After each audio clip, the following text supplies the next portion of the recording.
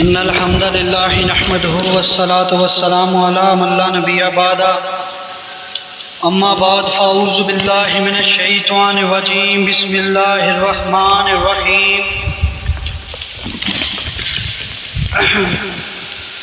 معزز سامعین، بزرگوں، ساتھیوں، السلام علیکم ورحمۃ اللہ وبرکاتہ۔ آج میں نے جس موضوع پہ بات کرنی ہے وہ ہے اقامت دین، یعنی دین کو قائم کرنے سے کیا مراد ہے، دین کی قائم کرنے کی اہمیت کیا ہے، اور رسول اللہ صلی اللہ علیہ وآلہ وسلم اور صحابہ کرام نے کس طریقے سے اس دین کو قائم کیا۔ میں نے آپ کے سامنے سورہ شورى سورت نمبر 42 ہے، اس کی آیت نمبر 13 تلاوت کی ہے۔ اللہ تعالیٰ فرماتے ہیں، ہم نے تمہارے لیے وہی دین مقرر کیا ہے جس کی وصیت ہم نے نوح علیہ السلام کو کی تھی، اور اسی کا حکم ہم نے تمہیں دیا ہے، اور اسی کی وصیت ہم نے ابراہیم علیہ السلام کو کی، و موسیٰ علیہ السلام کو کی، و عیسیٰ اور عیسیٰ علیہ السلام کو کی، اقیم الدین، کہ تم دین کو قائم کرو اور اس کو ٹکڑے ٹکڑے مت کرو، اس کو چھوڑ نہ دو بلکہ اس کو پورا اختیار کرو۔ اقیم الدین جیسے نام سے ہی ظاہر ہے دین کو قائم کرنا۔ اس سے پہلے ہم اقیم الصلاۃ کے بارے میں تو بہت اچھے طریقے سے جانتے ہیں کہ اقیم الصلاۃ کا معنی ہے کہ ہم نماز کو، 5 وقتہ نماز کو پراپر طریقے سے پڑھیں، یعنی کوئی بھی نماز ہماری نہ چھوٹے، اس کو ہم کہیں گے اقیم الصلاۃ۔ اگر کوئی انسان ایک نماز پڑھتا ہے، ایک چھوڑ دیتا ہے، پھر تیسری نماز پڑھتا ہے، پھر کوئی چھوڑ دیتا ہے، تو ہم اس سے کہیں گے بھائی تو نماز کو قائم نہیں کر رہا، تو نماز کو قائم کر، اور قائم کرنے کا مطلب یہ ہے کہ اس کو پراپر مکمل ادا کر۔ کچھ اختیار کر لینا، کچھ کو چھوڑ دینا، یہ اقامت میں نہیں آئے گا، کھڑا کرنے میں نہیں آئے گا۔ اسی طریقے سے دین کے بارے میں کہا گیا ہے کہ تم نے دین کو قائم کرنا ہے۔ ایسا نہیں کرنا کہ دین کے کچھ احکامات کو تو مان لینا ہے اور کچھ احکامات کو چھوڑ دینا ہے۔ اب دین کو قائم کرنے کے بارے میں کچھ علماء کا کہنا یہ ہے، جو کہ بہت ہی محدود معنی کرتے ہیں، کہ دیکھیں جی اگر کسی انسان کو نماز پڑھنا نہیں آتی، آپ اس کو نماز پڑھنا سکھاتے ہیں یا اس کی تلقین کرتے ہیں۔ اسی طرح اگر کوئی انسان قرآن مجید پڑھنا نہیں جانتا، آپ اس کو قرآن مجید پڑھنا سکھاتے ہیں یا اس کی تلقین کرتے ہیں، تو یہ آپ نے اقامت دین کا کام کیا ہے۔ یہی اقامت دین ہے، بس اور کچھ نہیں ہے۔ نہیں ساتھیوں، یہ بہت ہی محدود معنی ہے اقامت دین کا، یہ کل کا کل دین نہیں ہے۔ کل کا کل دین کیا ہے اس کو انشاءاللہ ہم پڑھتے ہیں۔ تو اقامت دین کیا ہے، اس کو جاننے کے لیے سب سے پہلے ہمارے ذہن میں دین کا مطلب آنا چاہیے۔ دین کیا ہے، جب تک یہ نہیں جانیں گے تب تک اس کی اقامت، اس کو کھڑا کرنے کے بارے میں ہم سوچ نہیں سکتے۔ تو دین کے معنی اللہ سبحانہ و تعالیٰ نے قرآن میں جو کیے ہیں، اس کا ایک معنی تو ہے جزا اور سزا۔ مالک یوم الدین، وہ جزا اور سزا کا مالک ہے۔ اس کا دین کا مطلب کیا ہوا؟ جزا اور سزا۔ دوسرا معنی جو اس کا آتا ہے وہ ہے اطاعت۔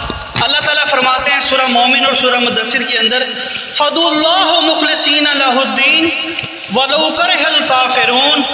تم اللہ کی اطاعت کرو، خالص اطاعت کرو، اطاعت کرتے ہوئے اس کی بندگی اختیار کرو، چاہے کافروں کو ناخوشی کیوں نہ ہوتے ہوں، ان کو کراہت ہی کیوں نہ ہوتی ہو۔ اللہ کی اطاعت کیسے ہونی چاہیے؟ خالص ہو کر اللہ کی اطاعت ہونی چاہیے۔ تو دین کا معنی کیا ہوگا؟ اللہ تعالیٰ کی اطاعت، اللہ تعالیٰ کی بندگی، اللہ کے حکموں کے مطابق اپنی زندگی گزارنا۔ اب یہ جزا اور سزا، یہ اطاعت کیا کسی اصولوں کے تحت ہوگی یا بس ایسے ہی اندھا ریوڑیاں بانٹے گا جس کے دل میں جو آئے؟ نہیں، جزا اور سزا تو اصول کے تحت ہوگی۔ وہ جو اصول ہے، وہ جو حکم ہے، وہ جو قانون ہے، اس کو دین کہا گیا ہے قرآن مجید کے اندر۔ یعنی قرآن مجید میں جتنے بھی احکامات اللہ نے فرمائے ہیں، جو کام کرنے کا کہا گیا ہے، جس سے منع فرمایا گیا ہے، جو قانون اللہ نے بنائے ہیں انسانوں مسلمانوں کے لیے، اگر اس کا نفاذ ہے یا اس کا نفاذ کر رہے ہیں تو ہم اقامت دین کر رہے ہیں، اگر اس کا نفاذ نہیں ہے تو ہم اقامت دین نہیں کر رہے۔ مثال کے طور پر یہ قانون کے بارے میں اللہ تعالیٰ سبحانہ و تعالیٰ نے سورہ یوسف سورہ نمبر 12 آیت نمبر 76 کے اندر اللہ تعالیٰ نے فرمایا ہے یوسف علیہ السلام کا قصہ بیان کرتے ہوئے کہ وہ اپنے بھائی کو بنیامین کو اپنے پاس رکھنا چاہتے تھے، لیکن دین الملک بادشاہ کے قانون کے مطابق وہ رکھ نہیں سکتے تھے۔ اللہ تعالیٰ فرماتے ہیں کذالک، اسی طریقے سے کدنا ہم نے تدبیر کی لے یوسف کے لیے مکان لخاص اخاہ، کہ وہ اپنے بھائی کو رکھنا چاہتے تھے اپنے پاس فی دین الملک، بادشاہ کے قانون کے مطابق۔ تو یہاں پر بادشاہ کا قانون کیا ہوا؟ دین ہوا، یعنی جو بادشاہ کا حکم ہوگا وہ بادشاہ کا قانون ہوگا، بادشاہ کا دین ہوگا، اور اس کے مقابلے میں کیا آتا ہے؟ دین اللہ، جو اللہ کا حکم ہوگا وہ کیا ہوگا؟ دین اللہ ہوگا۔ جیسے اللہ تعالیٰ فرماتے ہیں وَرَأَيْتَ الَّذِي يُكَذِّبُ بِالدِّينِ فَذَلِكَ الَّذِي يَدُعُّ الْيَتِيمَ وَلَا يَطْعَمُ الْمِسْكِينَ فَوَيْلٌ لِّلْمُصَلِّينَ الَّذِينَ هُمْ عَنْ صَلَاتِهِمْ سَاهُونَ الَّذِينَ هُمْ يُرَاءُونَ وَيَمْنَعُونَ الْمَاعُونَ۔ اللہ سبحانہ نے فرمایا اس دین کے بارے میں بھی کہ کون ہے جو سزا اور جھٹلا اور اللہ کے قانون کو جھٹلاتا ہے۔ تو قانون کا مطلب کیا ہوا؟ دین ہے۔ تو آیا ہم نے دیکھنا ہے کہ ہمارے اندر اللہ کے قوانین کی پاسداری ہے یا نہیں ہے؟ کیا ہم نے اسلام کے تحت جو قوانین ہم پر نازل ہوئے ہیں، جو قوانین کی پابندی ہم پر کہنے کو کی ہے، وہ ہم نے کی ہے کہ نہیں کی؟ کیا مسلمان ممالک کے اندر کہیں بھی اللہ سبحانہ وتعالیٰ کے دین کی جو ہے وہ پاسداری ہو رہی ہے یا نہیں ہو رہی ہے؟ اللہ کے قوانین کی پاسداری ہو رہی ہے یا نہیں ہو رہی؟ مثال دیتا ہوں ایک چھوٹی سی، فرعون کے زمانے کے اندر دیکھو، فرعون کو بہت بڑا ظالم کہا گیا ہے، بہت بڑا جو ہے وہ ظالم بادشاہ کہا گیا ہے۔ اس نے ربکم الاعلیٰ کا دعویٰ کیا۔ اس کا کہنا کیا تھا؟ اس کا کہنا یہ تھا کہ میں اس دنیا کا بادشاہ ہوں، یہ لوگ جو مصر میں رہنے والے ہیں یہ میری ملکیت ہے، ان پر میرا حکم چلے گا۔ وہ ان پر جو رب کا دعویٰ کرتا تھا، مطلب یہ تھا کہ اس پر قانون کس کا چلے گا؟ میرا چلے گا۔ اس چیز کو ختم کرنے کے لیے جو ہے وہ یوسف علیہ السلام کو بھیجا گیا، میرا حکم چلے گا۔ جیسے مثال کے طور پر اس نے حکم دیا کہ جتنے بھی لڑکے پیدا ہوں گے آپ ان کو بچپن میں ہی مار دو اور لڑکیوں کو چھوڑ دو، جس کی وجہ سے یوسف علیہ جو ہے موسیٰ علیہ السلام کو بچا لیا گیا۔ تو اس نے حکم کیا دیا؟ لڑکوں کو قتل کرو۔ جبکہ اس کے مقابلے میں جو اللہ کا دین ہے وہ کیا کہتا ہے؟ چاہے لڑکا ہو یا لڑکی ہو آپ اسے قتل نہیں کر سکتے، بے جا آپ نے اس کا قتل نہیں کرنا۔ ایک انسان کا قتل کرتے ہو اس کا مطلب ہے آپ نے پوری انسانیت کا قتل کیا، اور اگر ایک انسان کو بچاتے ہو تو آپ نے پوری انسانیت کو بچانے کا کام کیا، تو آپ نے قتل نہیں کرنا۔ تو پھر دو قانون ہو گئے نا، دو دین ہو گئے، ایک دین اللہ ہو گیا اور ایک دین الملک ہو گیا۔ تو دین اللہ اور دین الملک یہ دو دین ایسے ہیں جو ہر جگہ پہ پائے جائیں گے، مطلب جہاں تو اللہ کی حکومت ہوگی یا اللہ کے غیر کی حکومت ہوگی۔ تو آیا ہمارے درمیان اللہ کی حکومت ہے یا نہیں ہے؟ اس کو چیک کریں۔ قرآن مجید میں بہت سارے قوانین اللہ نے بیان کیے ہیں، مختصراً ایک دو میں وضاحت کروں گا۔ اللہ سبحانہ وتعالیٰ سورہ مائدہ سورہ نمبر 5 آیت نمبر 38 میں فرماتا ہے کہ جو انسان چوری کرے اس کے ہاتھ کاٹ ڈالو، جو انسان چوری کرے اس کے ہاتھ کاٹ ڈالو۔ اللہ تعالیٰ فرماتے ہیں سورہ نور کی آیت نمبر 2 کے اندر زانی مرد ہو یا عورت اس کو 100 کوڑے مارو۔ اللہ تعالیٰ فرماتے ہیں سورہ بقرہ سورہ نمبر 2 آیت نمبر 178 کے اندر قتل کے بدلے قتل کا، یعنی اگر کوئی قتل کرے تو اس کا بدلہ کیا ہے؟ قتل ہے۔ یہ حکم اللہ تعالیٰ نے نازل کیے ہیں۔ اسی طرح حرام و حرام، سود پر اللہ تعالیٰ نے حرام لگایا ہے۔ کیا یہ تمام قوانین آج اس مسلمان ملک کے اندر پورے ہو رہے ہیں یا ہم پورے کر سکتے ہیں؟ نہیں ہو رہے، نہ ہم پورے کر پا رہے ہیں۔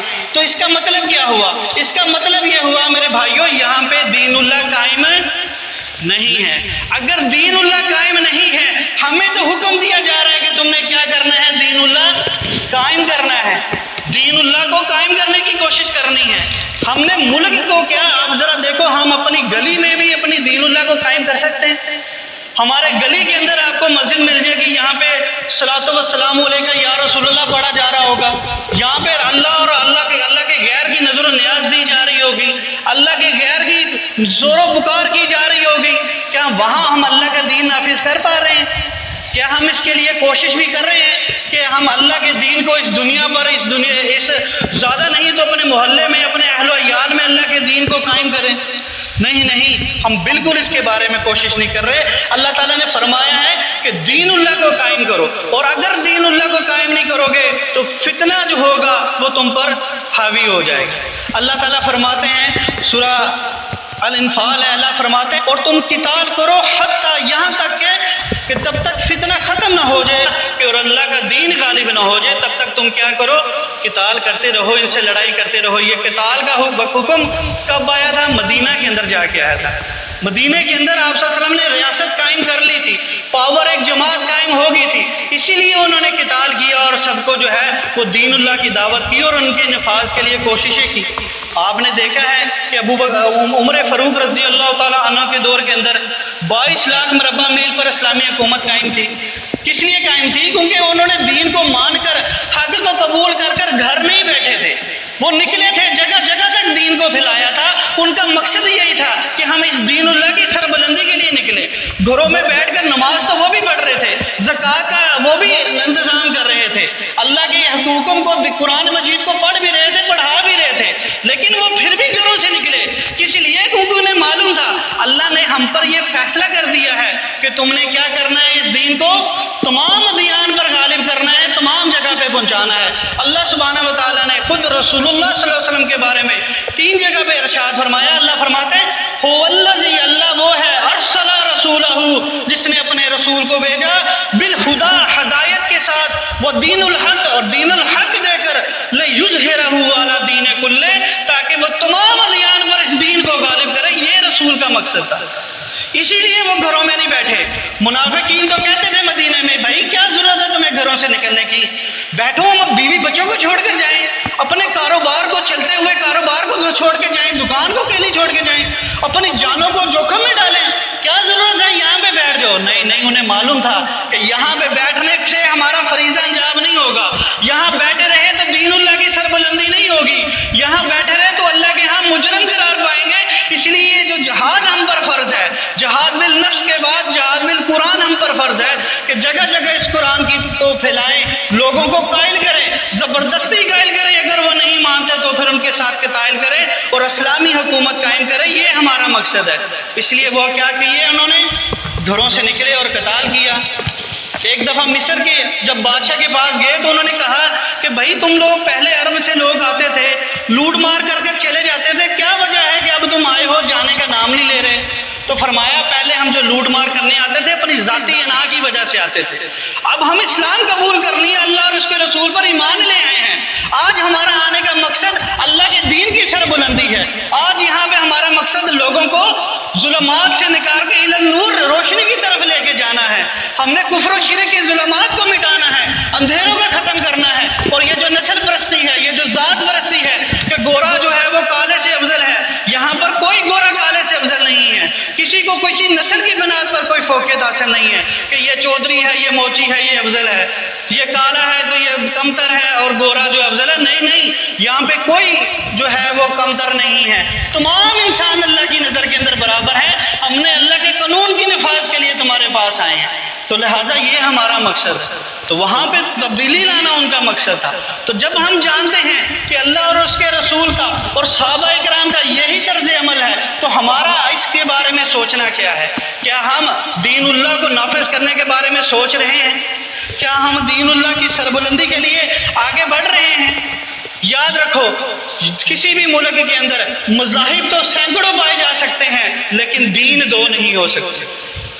قانون ایک ہی ہوگا، قانون 2 نہیں ہوں گے۔ آپ اپنے پڑوسی ملک میں دیکھ لیں، کتنے مذاہب ہیں، کوئی ہندو ہے، کوئی سکھ ہے، کوئی عیسائی ہے، کوئی یہودی ہے، کتنے مذاہب پائے جاتے ہیں، ایک ملک میں رہ رہے ہیں، لیکن وہاں کا قانون ایک ہوگا، 2 قانون نہیں ہوں گے۔ وہ جیسے کہتے ہیں نا، کسی ملک کے اندر 2 بادشاہ نہیں ہو سکتے، بادشاہ ایک ہوگا، اسی طریقے سے قانون ایک ہی ہو سکتا ہے، 2 نہیں ہو سکتے۔ یا تو اللہ کا قانون ہوگا یا اللہ کا قانون نہیں۔ اگر تو اللہ کا قانون ہے تو اس کو چاہیے مضبوطی سے تھامے رکھیں کہ وہ گر نہ جائے۔ جیسے کسی طوفان کے اندر خیمہ کھڑا کرنا ہوتا نا ہم نے، اگر خیمہ کھڑا ہے تو ہم کوشش کریں گے اس کی رسیوں کو، ڈنڈوں کو پکڑ کے رکھیں کہ خیمہ گر نہ جائے، اور اگر خیمہ گرا ہوا ہے تو پھر اس کو کھڑا کرنے کی کوشش کریں گے کہ یہ خیمہ کھڑا ہو مضبوطی کے ساتھ۔ اسی طریقے سے اگر دین قائم نہیں ہے تو تو ساتھی اس کو قائم کرنے کی کوشش کرنی ہے، ان کے تمام لوازمات کو کھڑا کرنے کی کوشش کرنی ہے کہ دین کی سربلندی ہو، دین کی جو ہے وہ قائم ہو سکے۔ اور اگر دین کا قانون نہیں ہوگا، اگر دین نہیں ہوگا تو اللہ تعالیٰ نے فرمایا وہ طاغوت ہوگا۔ اگر دین قائم نہیں ہوگا تو پھر وہ حکومت کیا ہوگی؟ طاغوتی حکومت ہوگی۔ اللہ تعالیٰ فرماتے ہیں فَمَن يَكْفُرْ بِالطَّاغُوتِ وَيُؤْمِنُ بِاللَّهِ، الطاغوت کا انکار کرو، اللہ پر ایمان لے کے آؤ۔ جب تک طاغوت کا انکار نہیں کرو گے، جب تک ان کے ساتھ مل کر چلو گے، تب تک تم یؤمن باللہ لا ہی نہیں سکتے۔ جب تک لا الہ نہیں کرو گے، الا اللہ کا مفہوم واضح نہیں ہوگا۔ آپ اس دین الملک، جس کو دین الملک تو خیر ہمارے ہاں نہیں ہے، ملک کہتے ہیں بادشاہ کو۔ اب تم پورے دنیا کے اندر صرف دو ہی جگہ پہ بادشاہ ہے، ایک سعودیہ میں اور ایک انگلستان میں، ورنہ سب جگہ پر کیا ہے؟ دین جمہور ہے، جمہوریت کا دور جا رہا ہے، عوام کی حاکمیت ہے۔ جبکہ اللہ کیا فرماتا ہے؟ اللہ فرماتا ہے الیس اللہ بأحکم الحاکمین، کہ اللہ تمام حاکموں سے بڑا حاکم نہیں ہے؟ کیا اللہ کا حکم صادر نہیں ہونا چاہیے؟ جی بالکل ہونا چاہیے، اللہ کا قانون صادر ہونا چاہیے، ان کی پیروی نہیں کرنی چاہیے، ان کے ساتھ مل کر نہیں کرنا چاہیے۔ یہ میرا اور آپ کا فرض ہے۔ اگر ہم دیکھیں تعلیم حاصل کرتے ہیں، ہمارے اندر صلاحیتیں ہوں اور ہم ان کی نوکریاں کریں اس طاغوت کی، تو کیا یہ صحیح ہوگا؟ لوگ تو کہتے ہیں جی کیا کریں، مجبوری ہے، مجبوری ہے۔ اب ذرا سوچو، اگر فرعون ہے اور دوسری طرف موسیٰ علیہ السلام ہے، دعویٰ کرے میں موسیٰ کا ساتھی اور فرعون کے دربار میں ملازمت کرے، تو یہ چلے گا؟ یہ کام نہیں چل سکتا۔ فرعون کا انکار کرنا پڑے گا۔ آپ اپنی توانائیاں تو دے رہے ہو اس ملک کی خاطر جس پر سود کا نظام قائم ہے، جو غیر اللہ کے نام پر درباروں کو جو ہے وہ جو ان کی تعظیم و تکریم کے اندر انہوں نے محکمہ اوقاف بنایا ہوا ہے، ان کا مال کھاتی ہیں، اس حکومت کی آپ جو ہے وہ پیروی کر رہے ہو۔ چلو اگر کر رہے بھی رہے ہو تو کراہتن کرو میرے بھائیوں، جیسے اللہ نے فرمایا نا کہ حرام کھانا پڑے، موت اگر تم پر آ جائے، اگر تمہیں حرام کھانا پڑے تو کھا لو، لیکن کراہت کرتے ہوئے۔ اگر تم نے اس دین کا ساتھ دینا بھی ہے تو دل میں کراہت تو ہو، یہ نہ سوچو میں MNA بڑھ گیا ہوں، میں چیئرمین لگ گیا ہوں فلاں، بھائی تم طاغوت کا چیئرمین لگ گئے، اس سے بچنا ہے، اس کا ساتھ نہیں دینا۔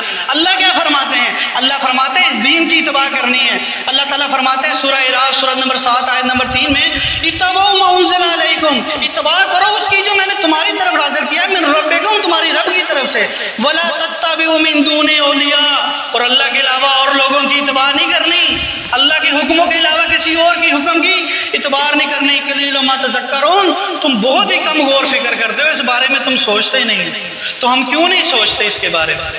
اللہ تعالیٰ فرماتے ہیں سورہ مائدہ آیت نمبر 45 میں وَمَن لَمْ يَحْكُمْ بِمَا أُنزِلَ اللَّهُ فَأُولَٰئِكَ هُمُ الظَّالِمُونَ، اور جو لوگ اللہ کے نازل کردہ قانون کے مطابق فیصلہ نہیں کرتے، فَأُولَٰئِكَ هُمُ الظَّالِمُونَ، یہی لوگ ظالم ہیں جو اللہ کے حکموں کے مطابق فیصلہ نہیں کرتے۔ آج میں اور فیصلہ آپ کہاں کراتے ہیں؟ جا کر خود کرتے ہیں، اللہ کے قوانین کے مطابق فیصلہ کرتے ہیں، یا انہی کے پیچھے چلتے ہیں، انہی سے اپنا فیصلہ کراتے ہیں؟ یاد رکھو سورہ منافقون میں آیا ہے کہ جب منافق لوگ آپ صلی اللہ علیہ وسلم کے پاس فیصلہ کرانے نہیں گئے بلکہ اپنے بڑے علماء کے پاس چلے گئے، اپنے بڑے جو ہے چودھریوں کے پاس چلے گئے، تو ان کو منع کیا گیا۔ اللہ نے قرآن میں آیت نازل کی کہ یہ اللہ کے رسول کی موجودگی کے اندر اللہ کے حکموں پر فیصلہ نہیں کراتے بلکہ منافقین کے پاس جاتے ہیں۔ تو یہ بہت بڑے منافق ہیں، انہیں چاہیے کہ اللہ کے رسول کے پاس آئیں اور اللہ کے حکم کردہ قوانین کے مطابق فیصلے کروائیں۔ اگر یہ مومن کا دعویٰ کرتے ہیں، اگر یہ دعویٰ کرتے ہیں ہم اسلام قبول کر رہے ہیں، تو اللہ اور اس کے رسول کے احکامات پر چلیں اور اس کی اتباع کرتے ہوئے اپنی زندگی کو گزاریں۔ ہم نے تو اللہ اور اس کے رسول کی اتباع کرنا چھوڑ دی ہے۔ اللہ تعالیٰ کیا فرماتے ہیں؟ اللہ تعالیٰ فرماتے ہیں سورہ مائدہ آیت نمبر 68 کے اندر اے اہل کتاب لستم علی شیء، تم کسی چیز پر نہیں ہو حتی تقیموا التوراۃ والانجیل، جب تک کہ تم تورات اور انجیل کو قائم نہ کر دو، تم کسی چیز پہ اوپر نہیں، کسی چیز پر تمہارا ایمان نہیں ہے۔ یہی آیت ذرا خود پر غور کر کے دیکھیں تو کہ اے مسلمانوں تم کسی چیز پر نہیں ہو جب تک تم اس قرآن کو نافذ نہ کر دو، اس کو قائم نہ کر دو، اس کے احکامات کو نہ مانو اور آگے بھی پھیلانے کی کوشش نہ کرو، تمہارا کوئی کسی چیز پر نہیں ہے۔ تو ہمارا حال کیا ہو رہا ہے؟ یاد رکھو یہ دنیا کی محبت ہر انسان کے اندر آتی ہے، اسی چیز پر جو ہے وہ انسان کی آزمائش ہونی ہے۔ انسان کو جب کوئی مصیبت آتی ہے یا اللہ کے دین کی طرف چلنے کی کوشش کرتا ہے تو سب سے پہلے اس کے مال اور اس کی جان کے اوپر آتی ہے، اور اسی کے بارے میں کہا گیا ہے تو جاہدون فی سبیل اللہ باموالکم وانفسکم، جہاد کرنا ہے اللہ کی اپنی مال کے ساتھ، اپنی جان کے ساتھ۔ یہ پیش کرنی پڑے گی اللہ کی خاطر۔ اگر یہ پیش نہیں کریں گے تو کسی طریقے سے ہم جو ہے اس دین کو نافذ نہیں کر سکتے۔ ہم کہیں ہم گھروں میں بھی بیٹھے رہیں اور یہ دین بھی نافذ ہو جائے، اس دین کا قیام بھی ہو جائے، اس دین کی بھی سر بلندی ہو جائے، تو کیسے ہو سکتی ہے؟ گھروں میں بیٹھ کر ہو سکتی ہے؟ نہیں ہو سکتی۔ اور یہ جہاد کرنا کس نے ہے؟ کیا بزرگوں نے کرنا ہے کہ نوجوانوں نے کرنا ہے؟ نوجوانوں کا کام ہے میرے ساتھیوں۔ نوجوان اگر گھروں میں بیٹھیں گے تو اس دین کو سیکھے گا کون؟ اس دین کو آگے پھیلائے گا کون؟ اور اس کی سربلندی کے بارے میں کون سوچے گا؟ لوگ تو گھروں میں بیٹھے ہوئے ہیں، نوجوان تو گھروں میں بیٹھے ہوتے ہیں۔ باپ کہتے ہیں جی بچے کو کہتے ہیں جی سنتا نہیں ہے۔ اللہ کے بندے اگر یہ آگ کے اندر جا رہا ہوگا تو اسے روکے گا نہیں؟ تو روکے گا۔ اللہ فرماتے ہیں اپنے آپ کو، اپنے اہل و عیال کو دوزخ کی عذاب سے بچاؤ۔ تو اگر بچانا ہے تو ان کو لاؤ دین کی طرف تاکہ اس دین کا غلبہ ہو سکے۔ اگر اس دین کا غلبہ نہیں ہوگا تو اللہ نے کیا فرمایا ہے؟ سورہ البقرہ کی آیت نمبر 85 میں آتا ہے اَفَتُؤْمِنُونَ بِبَعْضِ الْكِتَابِ وَتَكْفُرُونَ بِبَعْضٍ۔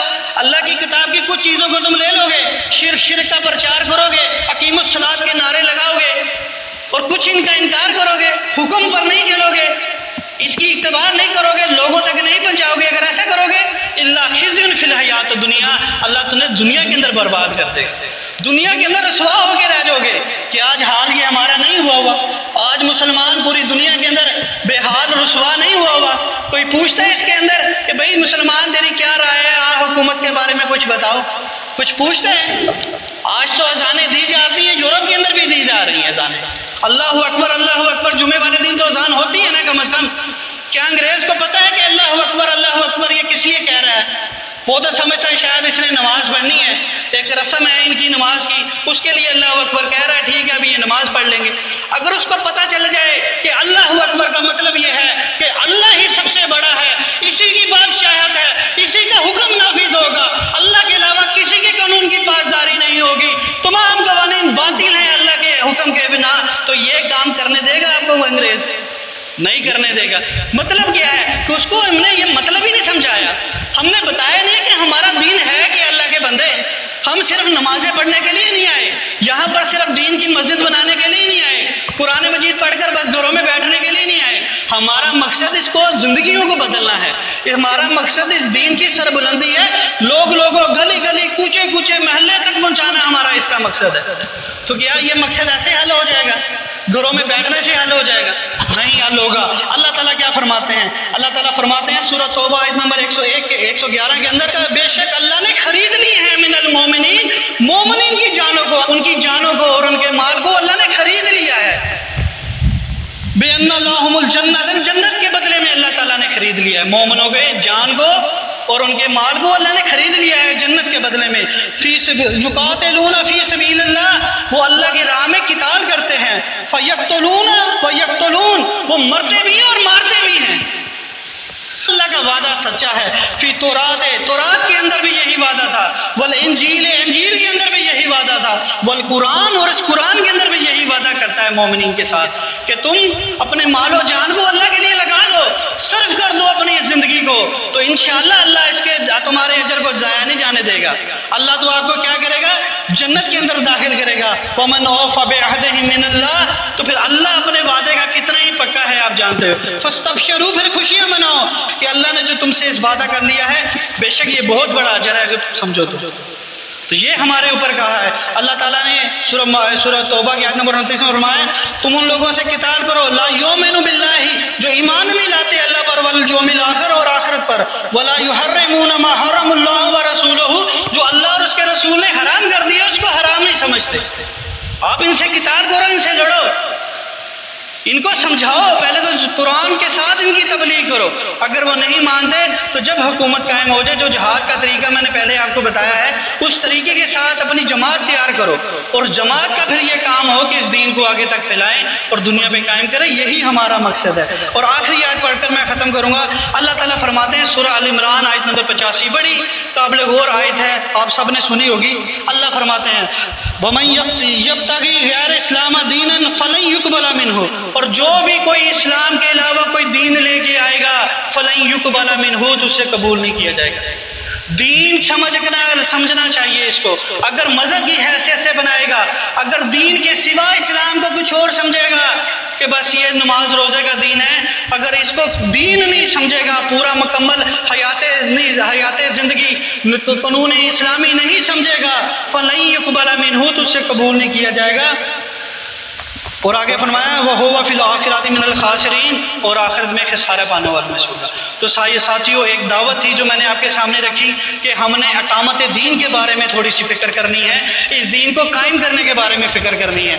صرف نماز، روزے، حج، زکوٰۃ یہ ضروری ہے، اسلام کا حصہ ہے، لیکن اس سے ہٹ کر، جمعے اور ماہانہ پروگرام سے ہٹ کر ہم مسجد میں اکٹھے ہوں، قرآن مجید کو سیکھیں، عربی کو سیکھیں اور لوگوں تک پہنچائیں، گلی محلے کے اندر دعوت دیں، اور جہاں جہاں شرک و کفر ہو رہا ہے اس کو ختم کرنے کی کوشش کریں۔ یہی ہمارا جو ہے وہ فریضہ ہے، اگر ہم یہ کریں گے تو کامیاب ہوں گے۔ جیسے سورہ صف کے اندر آتا ہے نا کہ اللہ تعالیٰ فرماتے ہیں کیا تمہیں میں ایسی تجارت بتاؤں جو تمہیں عذاب علیم سے بچا دے؟ تو کیا کرنا ہوگا؟ یؤمن باللہ و رسولہ، اللہ اور رسول پر ایمان لے کے آنا ہے، وتجاہدون فی سبیل اللہ باموالکم وانفسکم، اور جہاد کرتے رہنا ہے، ساری زندگی جہاد کرتے رہنا ہے، مرتے دم تک جد و جہد کرتے رہنی ہے، اپنے مال کو لگا کر، اپنی جان کو لگا کر، کہ یہ دین اللہ جو ہے وہ قائم ہو سکے، لوگوں تک پہنچا سکے، ایک ایک بندہ جو ہے وہ اس کے اوپر عمل کرنے کی کوشش کرے۔ یہی میرا اور آپ کا مقصد ہے، اس مقصد کو ذہن میں رکھیں اور اس اقامت دین کے بارے میں ہم تھوڑی سی فکر کریں۔